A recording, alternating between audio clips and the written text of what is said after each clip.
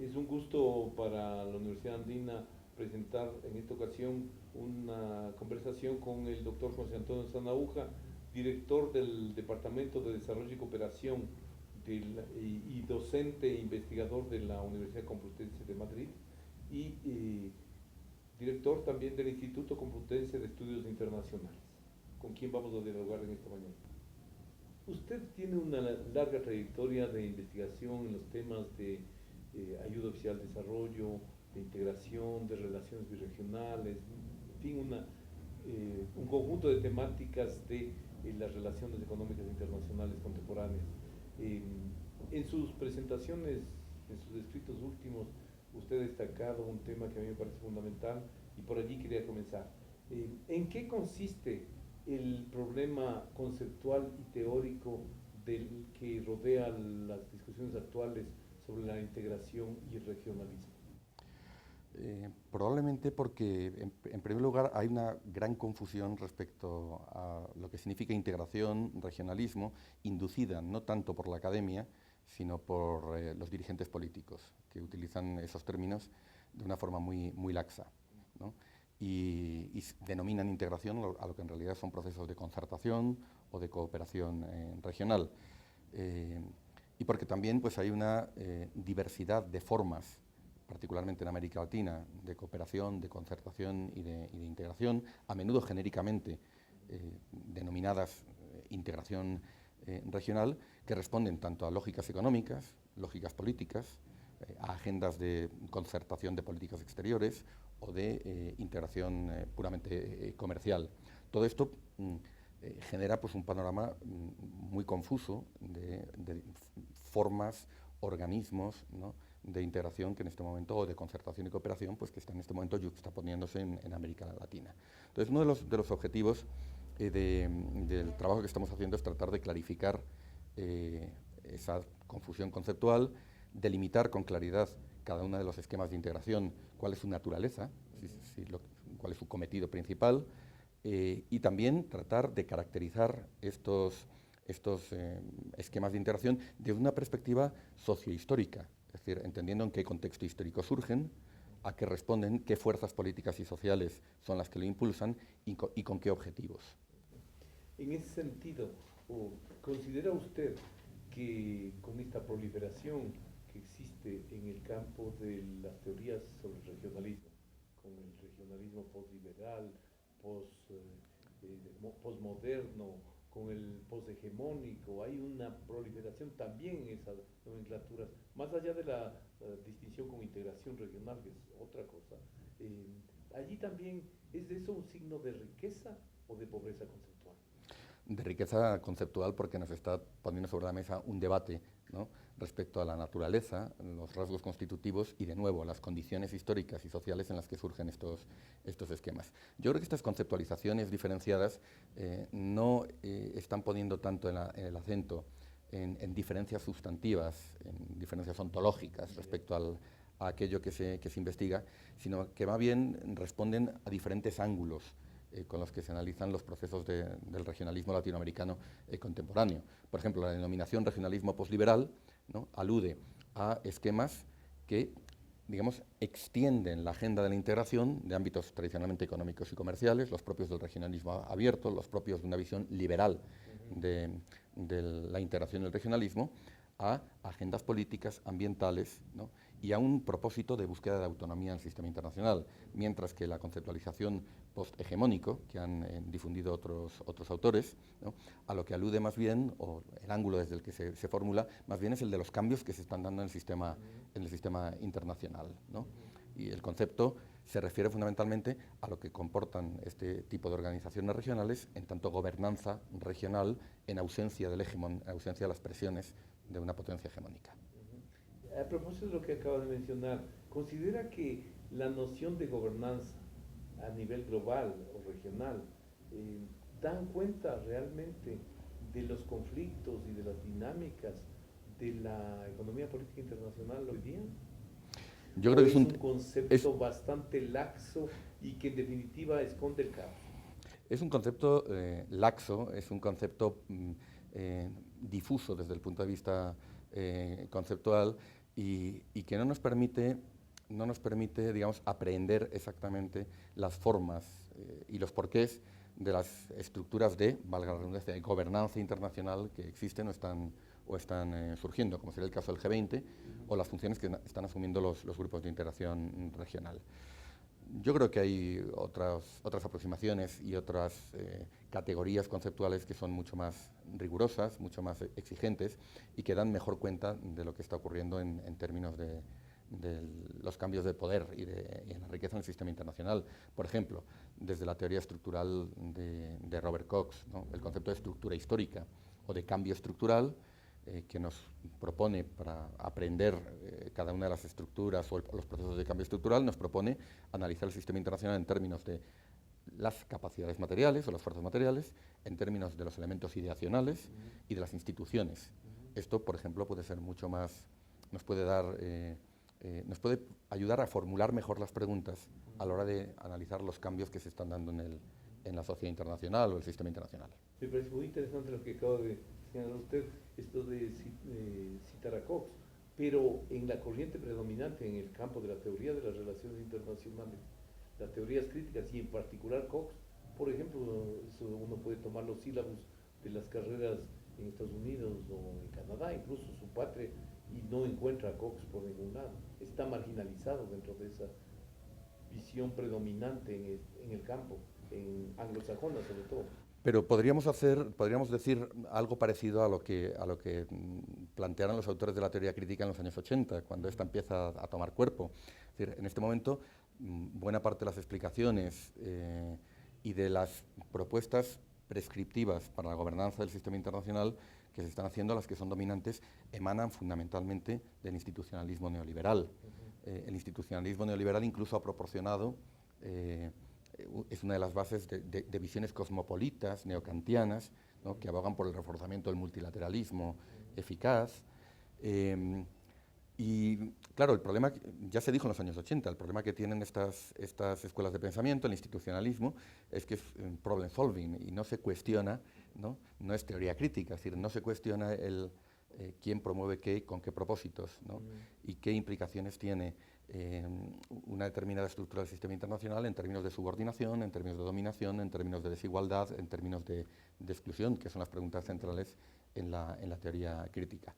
Pero bueno, el hecho de que una corriente sea minoritaria no quiere decir que no debería ser un criterio de evaluación de la validez de esa corriente en términos de su capacidad explicativa, ¿no?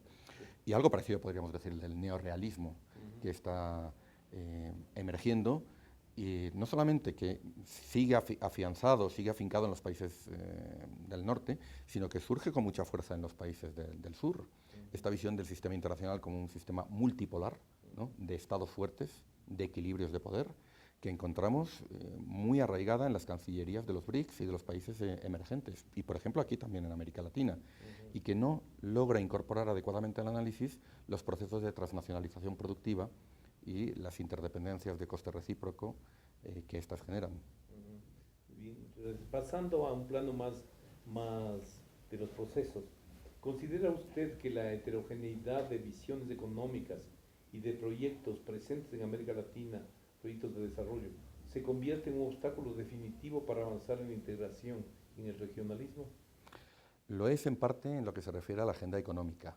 Es decir, tenemos por un lado una visión, la de Mercosur, que es más exigente en cuanto a reglas, en cuanto a la existencia de un arancel externo común, una unión aduanera, y por lo tanto exige una política comercial común frente a terceros, y visiones del regionalismo abierto, las que hoy encarnaría en mayor medida la Alianza del Pacífico, ¿no?, con una orientación mucho más marcada hacia el exterior, más extravertida, ¿no?, y desde luego más laxa en cuanto a las exigencias de los miembros, permitiendo que estos puedan firmar acuerdos de libre comercio con socios muy diversos.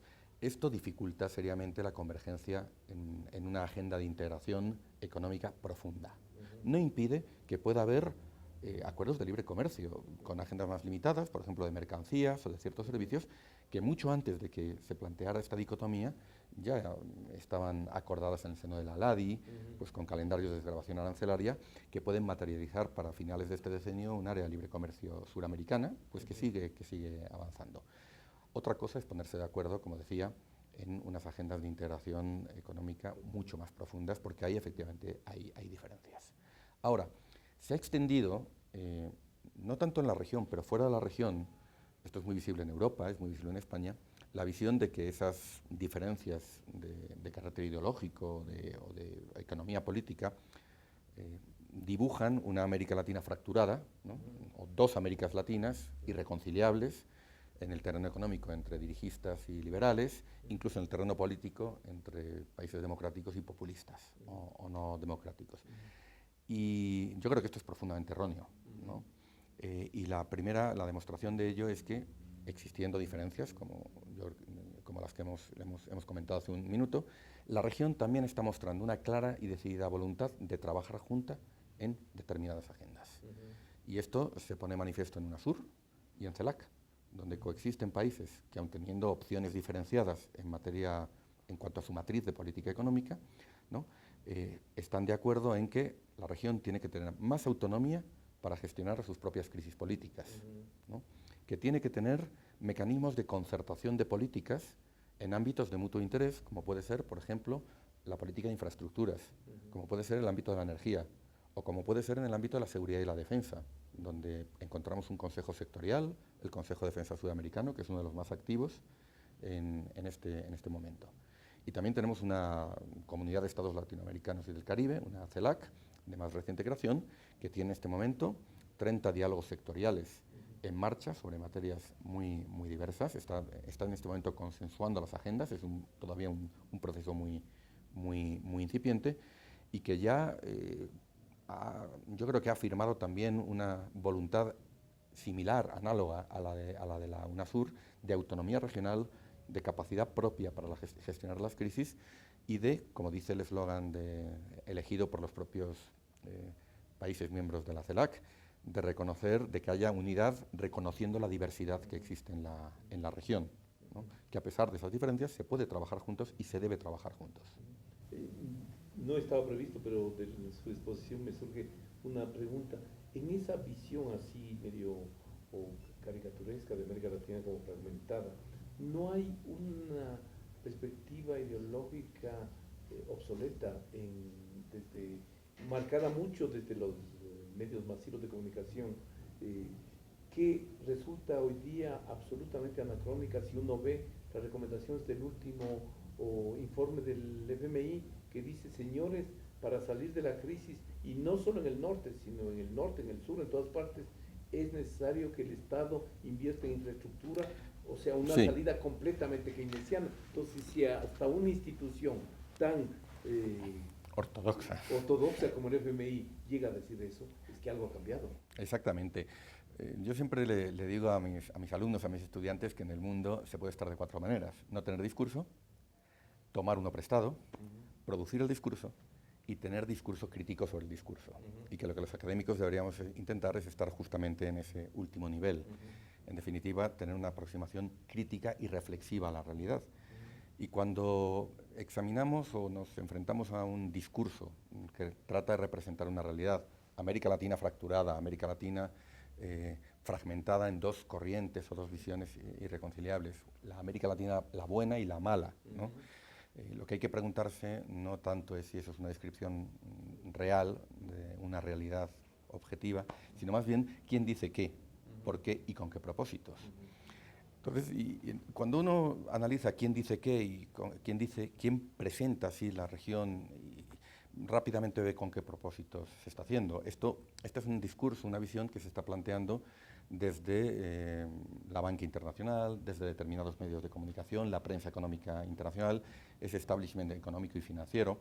En mi país, por ejemplo, el diario El País ha adoptado como línea editorial muy marcada esa visión. Y claro, cuando uno entiende qué intereses empresariales de inversión hay detrás, pues en realidad esa descripción no es el explanans, es un explanandum, ¿no? que hay que vincular a los intereses de los actores. La visión, por ya ir a responder de manera más directa a tu pregunta, la visión es anacrónica, la visión es ideologizada, pero además la visión es una visión que se ha quedado atrás por los propios acontecimientos de la realidad. Los últimos cambios de gobierno que se han producido en la región pues están ya matizando, modificando algunas de esas lecturas, ¿no? Por ejemplo, el nuevo gobierno de Chile, ¿no? Ha adoptado un papel muy activo en la Alianza del Pacífico, promoviendo una agenda de convergencia con el Mercosur, ¿no? No hace mucho tuve ocasión de tener una conversación con el nuevo presidente de Costa Rica, observador en la Alianza del Pacífico y miembro candidato para integrarse, un académico ahora convertido en político, y su posición era también muy clara, ¿no? Nosotros vamos a intentar enfriar la Alianza del Pacífico y evitar que ésta tenga esos ribetes tan ideologizados. Y por añadir un dato adicional, no hace mucho tuve ocasión de escuchar en un seminario en Madrid al presidente de CAF, y él lo dijo públicamente y lo dijo de una manera muy clara también, ¿no? Que uno de los grandes errores de la Alianza del Pacífico había sido presentarse con un planteamiento ideologizado, ¿no? Que este planteamiento enmascaraba lo que en realidad era una agenda de concertación de políticas económicas que no era necesariamente incompatible con la que podría promoverse en Mercosur y con otras agendas de convergencia que la región sudamericana pues está impulsando. Ahora, ¿considera usted que es posible avanzar en la integración regional o en el regionalismo con esquemas como los de UNASUR y CELAC? Esto es excluyendo, como ha sido hasta aquí, los temas de tipo comercial o económico. Sí y no. Es decir, si hay una división de funciones clara, que haya una cierta especialización en los órganos y en las organizaciones de integración puede no ser necesariamente un obstáculo, al contrario, puede concentrar las agendas y además puede en este momento facilitar avances en agendas políticas donde hay acuerdo, mientras que en las económicas no las hay. Pero mi análisis, y yo creo que que es una visión bastante extendida entre quienes trabajamos integración y regionalismo, es que la integración y el regionalismo necesita de una base económica, ¿no? Que genere aquello que Monet llamaba en su momento las solidaridades de hecho. Es decir, en la medida que los intercambios comerciales se incrementan, que se generan interdependencias, vamos a tener que definir intereses necesariamente comunes. Y en la medida que los intereses ya no los definamos estrictamente en el marco nacional, sino que tengamos que diseñarlos, definirlos conjuntamente, que pactarlos y que abordarlos conjuntamente, ello proporciona una solidez a los procesos de integración que únicamente la concertación política no puede generar, porque esta es, y más en una dinámica de impronta fuertemente presidencialista, como la que hemos visto en esquemas como UNASUR o en CELAC, esta es muy frágil, es muy dependiente del ciclo político, ¿no? La bibliografía, la literatura sobre integración, yo creo que ya ha alcanzado un cierto consenso entre la aproximación funcionalista o neofuncionalista, ¿no? De que efectivamente hay solidaridades de hecho que consolidan la integración y que generan spillovers, etcétera, pero también que en un momento dado el impulso político que puedan dar los gobiernos, cuando hay un momento de repolitización del proceso de integración, también es esencial para que ese proceso continúe. Entonces, a la larga lo deseable sería, digamos, que hubiera algún organismo regional que pudiera abarcar el conjunto de los procesos económicos y de índole política. Pero se puede avanzar en este momento en una lógica de complementariedad, ¿no? Quizás no importa tanto dónde están ubicadas las agendas como que éstas vayan avanzando. ¿Necesitamos infraestructura regional? Bueno, está en este momento en gran medida en IRSA y está bajo el paraguas de UNASUR, al menos en lo que atañe a Sudamérica. ¿Sería mejor que esto estuviera en CELAC? Bueno, la verdad es que no lo sé y no creo que se pueda afirmar una cosa u otra, ¿no? En el sentido de lo que acabas de señalar, ¿cómo juzgaría el análisis de lo hecho por UNASUR hasta aquí, desde su creación hasta acá? O O sea, ¿ha podido superar este carácter presidencialista? ¿Tiene una consistencia suficiente que garantice una marcha futura? ¿O siempre hay factores aleatorios que pueden incidir? Como siempre, los académicos damos siempre respuestas matizadas, es decir, que en parte sí y en parte no. UNASUR ha conocido un proceso de institucionalización, de consolidación institucional notable para su corta andadura. Es decir, estamos hablando de una organización que lleva apenas 6 años de existencia y cuenta ya con una Secretaría General y una dinámica de trabajo institucionalizada, bien engrasada, que es particularmente visible en los consejos sectoriales que tienen un mejor funcionamiento, ¿no? Volviendo de nuevo al ejemplo del Consejo de Defensa Sudamericano, que es también uno de los más institucionalizados, vemos que ya ha dado lugar a un centro de estudios estratégicos de la defensa, hay un proyecto que puede avanzar de Escuela Sudamericana de Defensa. En fin, yo creo que en ese sentido podemos afirmar que estamos en un proceso de institucionalización paulatina. Vamos a ver, sin duda, una consolidación de la Secretaría General en este periodo, con el nuevo secretario general, el efecto sede que va a tener la inauguración de su edificio. Esto es algo más que un símbolo, yo creo que es importante que haya un lugar a donde llamar a la puerta y una burocracia que actúe en función de un interés general y no de los intereses particulares de los Estados miembros. Esto, sin duda, muestra que UNASUR se está institucionalizando. Pero, por otra parte, ¿no?, también UNASUR sigue siendo demasiado dependiente de las dinámicas intergubernamentales y del impulso presidencial. Ayer en el coloquio mencionaba este trilema imposible que enfrenta la integración latinoamericana y que no es muy distinto a la que enfrentan otros bloques regionales. Si uno atiende al discurso político, a las declaraciones de los dirigentes, ¿no?, y sin necesidad de hacer un análisis del discurso muy sofisticado en su literalidad, observa que se quieren 3 cosas simultáneamente. Se quiere una integración que sea efectiva, ¿no?, que efectivamente aproxime a los países, que genere esas interdependencias, ¿no?, que genere esas solidaridades de hecho. Se quiere también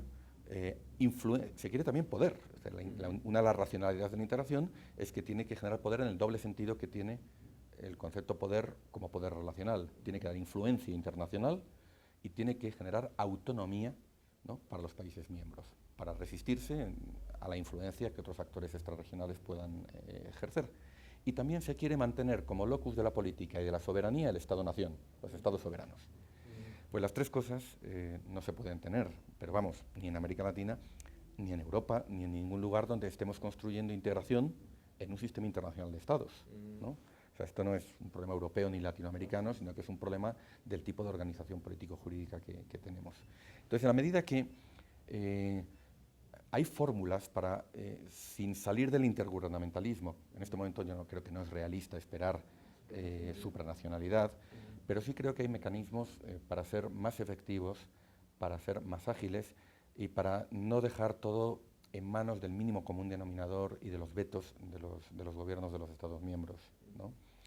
CELAC, por ejemplo, se ha dotado de un mecanismo de resolución, de respuesta, mejor dicho, ante crisis, en el cual la Troika puede adoptar una comunicación y si en un plazo muy corto no hay respuestas negativas de ningún Estado miembro, se entiende tácitamente aprobada.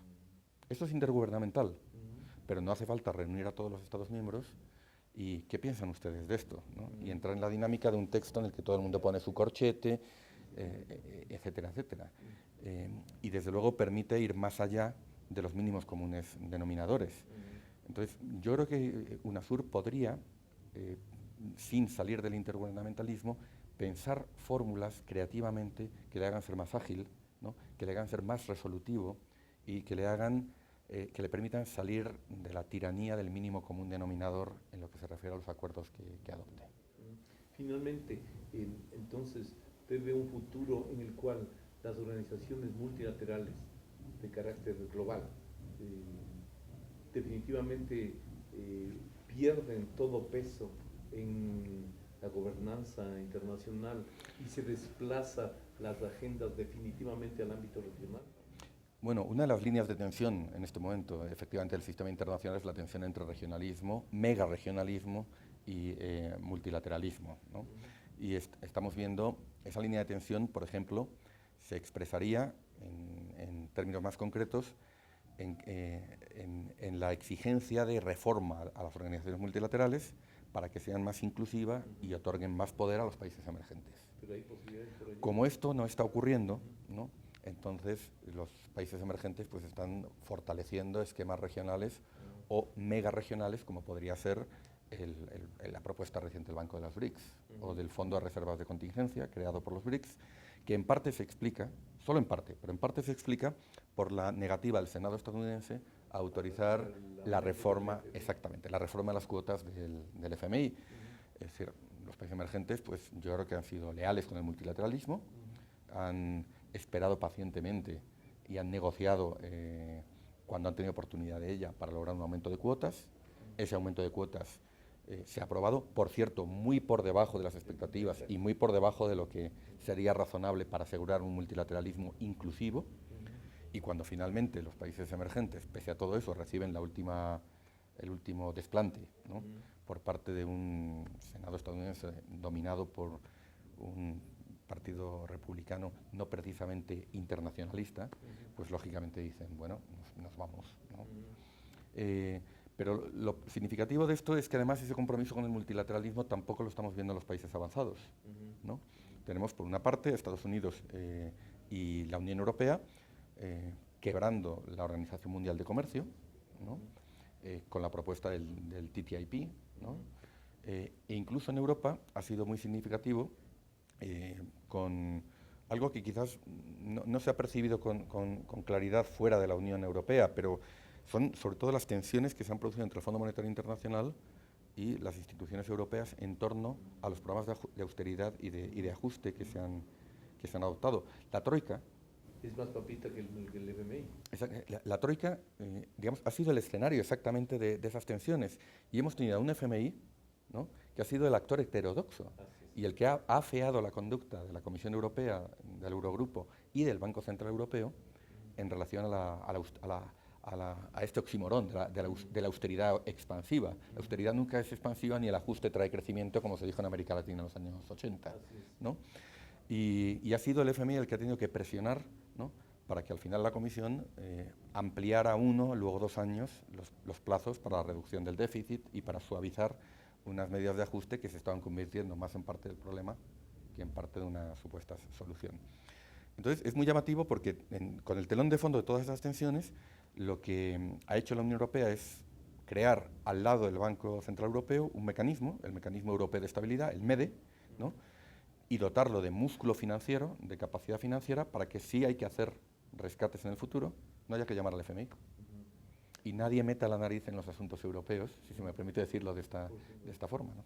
Que es en todo caso una respuesta muy parecida a la que intentó Asia luego de la crisis asiática también. Claro. O sea, crear Chiang-Mai, crear un Fondo Monetario Asiático, pero que luego vimos que tampoco es que se ha consolidado como una alternativa. Está en estudio, pero también es llamativo que los países asiáticos, a pesar de todo, no han hecho de la iniciativa Chiang Mai el embrión de un Fondo Monetario Asiático, pero tampoco la han enterrado. Así es. La mantienen ahí. Pero este dilema entre regionalismo y multilateralismo también es un dilema entre la relevancia y representatividad o inclusión de los organismos multilaterales. Para Estados Unidos, habituado a un multilateralismo hegemónico desde la Segunda Guerra Mundial, este dilema se plantea de esa manera. ¿Usted quiere seguir manteniendo el FMI como está? Lo condena a la irrelevancia. Si quiere que el FMI siga siendo efectivo y siga siendo un paraguas común del conjunto de la comunidad internacional, no tiene otro remedio que reformarlo y hacerlo más inclusivo.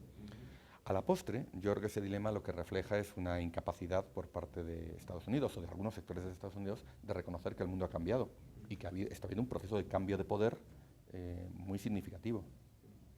Muy bien, muchas gracias al doctor José Antonio Sanahuja. Ha sido un placer charlar con usted. Nos habíamos podido pasar mucho tiempo más. Realmente nos ha aportado elementos que van a servirnos para nuestros análisis y para nuestros estudiantes en su trabajo. Muchísimas gracias. Muchísimas gracias a ustedes. Un placer.